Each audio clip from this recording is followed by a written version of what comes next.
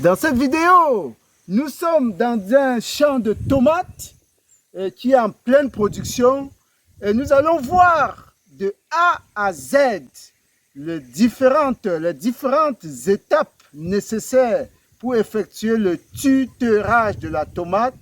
Le tutorage est une opération qui peut s'avérer très importante et qui peut vous amener effectivement à améliorer de manière substantielle votre productivité. Nous allons voir l'importance du tutorage dans cette vidéo et le processus de mise en place du tutorage. C'est tout de suite après le jingle.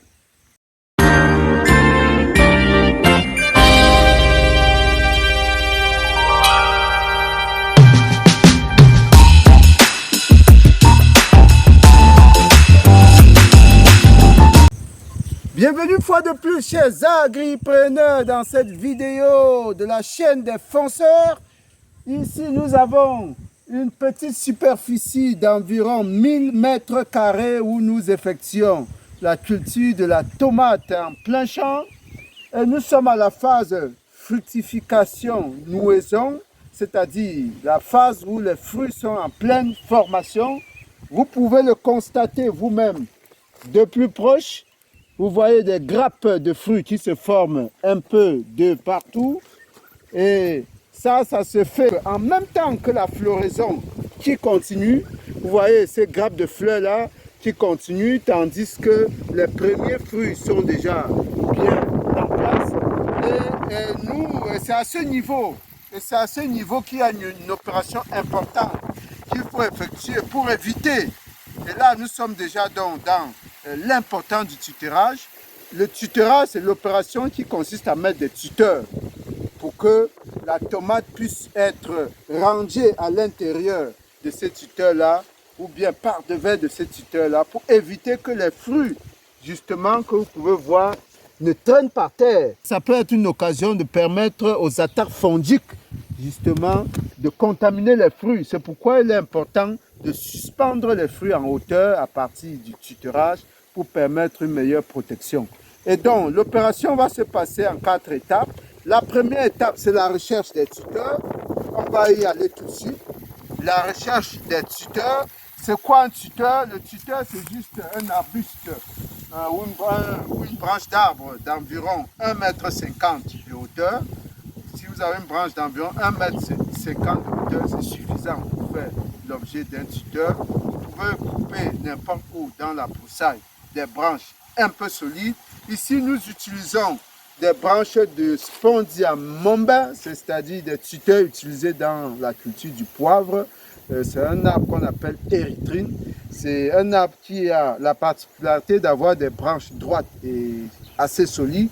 Donc, c'est ces branches-là qu'on a dû découper. Vous pouvez utiliser n'importe quel branchage, du bambou de Chine, tout ce que vous pouvez avoir dans la brousse là et qui puisse vous donner une hauteur suffisante d'environ 1,50 m. Alors, la première étape, donc, c'est ça, vous découpez des tuteurs d'environ 1,50 m de hauteur. Voilà. Deuxième étape, vous faites des trouaisons à l'aide d'un plantoir comme celui-ci. Vous faites des trouaisons d'environ 20 cm de profondeur. Vous faites des trouaisons qui vont permettre justement de stabiliser le tuteur, de l'enterrer et de le stabiliser. C'est la deuxième étape, vous faites les trouaisons. Comment donc savoir à peu près le nombre moyen de tuteurs ou de trouaisons qu'il faut faire? Il faut faire juste un calcul simple. Si vous avez par exemple une ligne comme celle-ci de 50 mètres, vous supposez que vous allez mettre un tuteur tous les 3 mètres. Donc vous divisez 50 par 3, ça vous donne 17. Donc on va arrondir à 18 tuteurs. Il vous faut donc préparer 18 tuteurs par ligne de 50 mètres. Donc si votre champ a 100 lignes, vous faites tout simplement donc 18 tuteurs fois 100 lignes, ça vous fait 1800 lignes de tuteurs à rechercher. C'est un calcul simple pour avoir le nombre de tuteurs.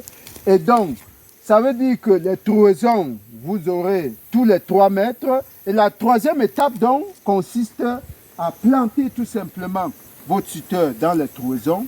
Vous voyez le premier tuteur qui a été positionné ici. Et 3 mètres plus loin, vous avez le second tuteur qui a été positionner. 3 mètres plus loin également, vous avez le prochain tuteur. Et voilà, et cela va permettre donc de déboucher directement sur la 4e et dernière étape, la plus importante, qui consiste donc à l'aide d'un fil comme celui-ci. Ce fil se vend en rouleau, en quincaillerie ou dans les boutiques. C'est un rouleau, c'est des fils utilisés par des cordonniers. Vous pouvez la voir là-bas facilement. Il y a différentes couleurs, le noir, le blanc, etc., le violet, le bleu. Vous choisissez la couleur qui vous plaît. Et donc, voilà comment se fait donc la mise en place du fil. On va le voir tout de suite. Ce n'est pas compliqué. La première chose, c'est de prendre le bout du fil et donc de commencer en bas, un peu en bas du tuteur. Vous l'attachez tout le long, tout autour du tuteur. Vous faites un premier nœud. Voilà, vous faites un premier nœud tout autour du tuteur. Et vous tendez, mais vous commencez donc à tendre le fil. Voilà, vous tendez le fil en prenant soin justement de faire reposer les tiges de tomates sur le fil. Vous voyez comment vous devez soulever. C'est une opération qu'il va falloir faire à deux parce qu'une personne va tenir le fil et l'autre va essayer de le tendre tout le long. Et lorsque vous arrivez donc au niveau du poteau, vous faites un nœud comme ça. Voilà, vous tournez autour du poteau pour pouvoir créer un petit nœud. Et ensuite, vous continuez et vous mettez chaque fois le fil en bas des branches de tomates pour permettre de soulever ces derniers. Vous voyez? Alors, quand vous arrivez au prochain poteau, vous faites également un nœud. J'espère que la caméra vous fait bien voir cette opération-là. Voilà. Alors, la caméra peut se positionner de ce côté pour qu'on voie comment la tomate, les branches de tomates sont maintenant surélevées. Vous voyez? Alors, regardez tout simplement. Regardez comment je lâche le fil. Quand je lâche le fil, vous voyez comment la tomate baisse pour toucher le sol. Vous voyez, c'est ce mouvement-là. Donc, je vais tirer sur le fil. Vous voyez comment je tire sur le fil. Ça redresse dans les branches de tomates pour que les tomates n'aillent plus vers le sol. C'est cette opération qui est faite tout le long là.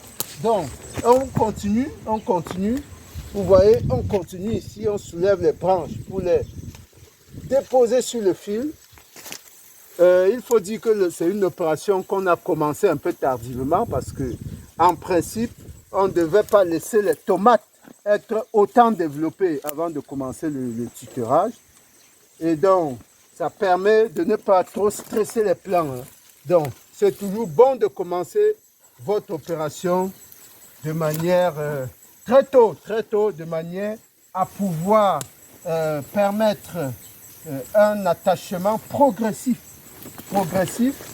sur les tuteurs. Voilà comment de proche en proche, vous voyez comment on soulève l'opération, on ne sait pas, vous voyez comment on soulève ces branches-là. Voilà comment ça se passe exactement. On va le faire ainsi justement jusqu'au bout. Après, quand on a fini cette ligne, on attaque une autre ligne. Voilà comment se passe l'opération de tutorage.